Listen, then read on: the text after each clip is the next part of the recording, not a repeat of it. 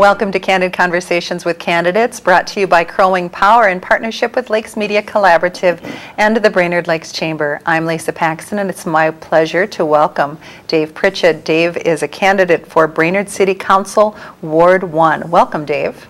Thank you. Good to have you here. Let's hear your opening comments. Okay. I'd like to thank everyone involved in presenting the candidates to the voters of Brainerd. My name is Dave Pritschet, and I'm running for Alderman Ward 1, Brainerd City Council. Many of you already know me as the former German teacher at BHS, current geography teacher at Forest View, debate coach, Knowledge Bowl coach, the 2012 Brainerd Teacher of the Year, as a karate instructor, and through my involvement at St. Andrew's Church. My wife Ann and I have been married for 22 years, and we have 4 wonderful children, Kira, Miriam, Ronan, and Maeve.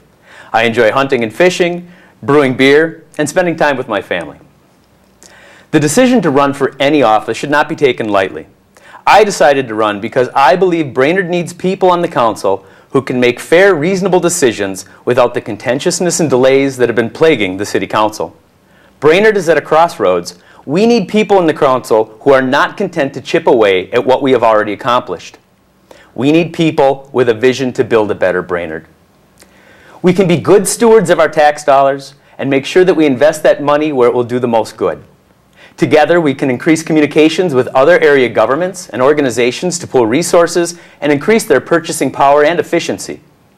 We can continue to develop and maintain our trails and turn Brainerd into a state trail hub that will attract businesses as well as visitors who will bring their money into our community. We can support and bolster our police and our fire departments by recognizing that while their duties have increased, their budgets have decreased. The city can encourage their grant writing efforts and support new public initiatives. We can improve safety by installing a traffic light at Willow Street. While talking with local business owners, it was clear to me that the city can do even more to work with our local merchants to improve 1, their chances of success, 2, Brainerd's tax base, and 3, the quality of life in our city. Finally, we also need to keep our identity. For example, the Brainerd 4th of July celebration needs to stay in Brainerd. I have a vision for a better Brainerd, and I ask you for your vote on November 6th. Dave Pritschet. Dave, thank you for that opening statement. You covered a lot of priorities and ideas. What would be your top priority if elected? My top priority is basically to reverse the general deterioration that seems to be happening in Brainerd. It appears that we don't really have a vision as to where to move forward. And that's going to take a lot of different forms. We have to make sure that people understand and have the perception that downtown Brainerd is safe. And if it's not safe, we need to make it safer. We need to help businesses. If we can help these business owners, whether it's through helping them improve their storefronts, making parking more convenient for them, their employees, their customers, any of that is going to bring money and people into downtown Brainerd, which will improve everything. Okay. Let's talk about 3 things that distinguish you from the other candidates running for Ward 1. Okay. I would say, first of all, I have a varied life experiences. I can understand. I grew up in a blue-collar working family, so I know the value of a dollar and how to save money. My mother lives right next door. She's 90 years old, so I'm extremely familiar with all the issues that concern our elderly community. My experience as a debate coach, I'm trained and very experienced at listening to all sides of an issue with an open mind and weighing arguments for the value of the argument, not for anything connected with who's giving the argument. I have never run for office before. I've never really been involved in the city council, so I am not beholden to any organization. I don't have a personal agenda that I'm trying to push through. It just basically came time for me where I wanted to give back more, and this was the venue that I decided to take. Okay, thank you. You touched on various priorities when you made your opening statements.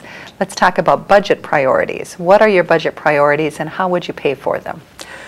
I think one thing that the city of Brainerd really needs to do is it has to be careful not to fall into that trap of penny wise and nickel foolish.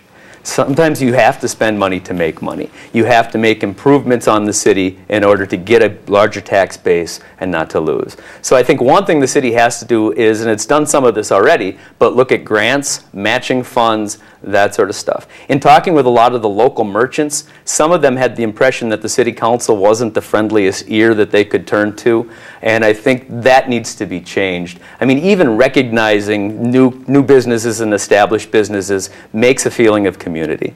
Okay, great segue into my next question, and that really is, how will you make sure that the city of Brainerd is business friendly?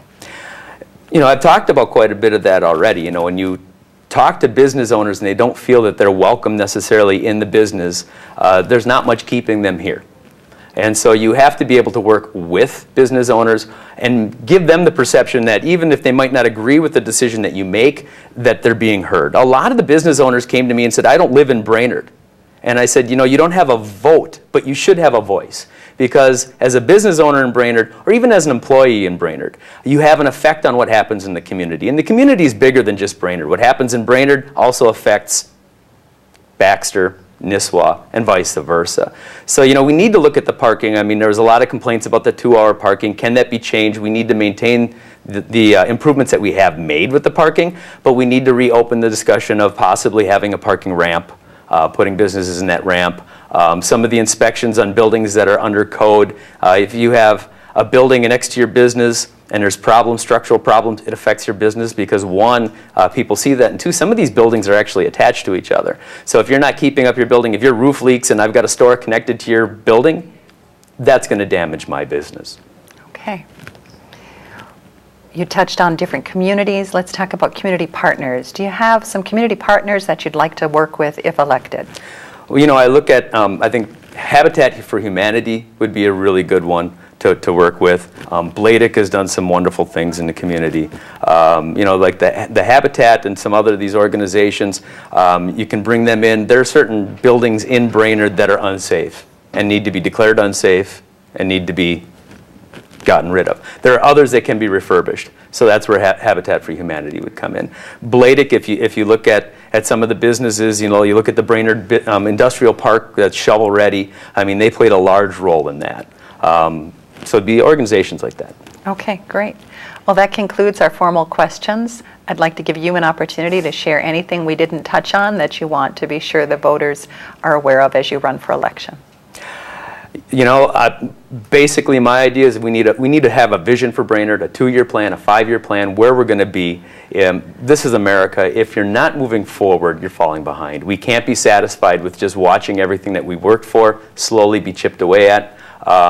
The other thing that I can promise you, I'll be reasonable, I'll be truthful. If I disagree with you, I am more than happy to explain why I disagreed with you. And if there's information that I'm not aware of, please give me that information, and I might have to revise my decision. Thank you for joining us.